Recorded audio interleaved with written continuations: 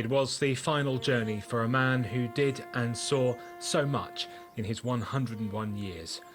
Jim Booth's funeral saw plenty of military representation, so many keen to show their respect for someone who became a symbol of the courage that helped Britain in the Second World War. It was only in Jim's later life that the details of the secret submarine mission he took part in became widely known. Jim was part of a team that spied on French beaches ahead of D-Day.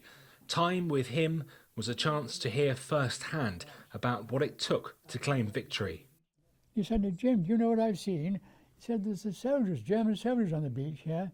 They're playing football. And something's coming tomorrow, isn't it?" And that's what was going to happen. So they were playing football on the beach. Beyond his military life, Jim was a farmer, a teacher and a musician, dedicated in his later years to playing the organ at Taunton School, something he returned to even after a brutal attack he suffered at his home at the age of 96. This week, people who knew him gathered in the chapel to share memories. He had that very quiet nature, but behind it there was a real steely determination. And after that horrendous attack on him, within a couple of weeks, he was singing in our choir for our Harvest Festival, and also a few days later in Wells. It just shows what the man was like. Oh, Jim was part of our pre-prep chapel services. He always came to play the piano and the organ, and the children loved him.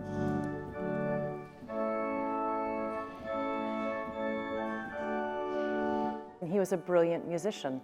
He would come very slowly through the back door and make his way to the piano or the organ, and then he was a virtuoso. He would just play for us, and it was extraordinary to see the way he would come alive in those moments.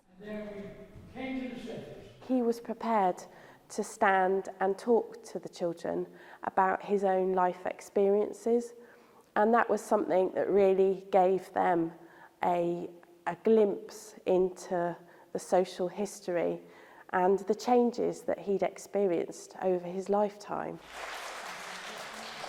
He's loved by so many.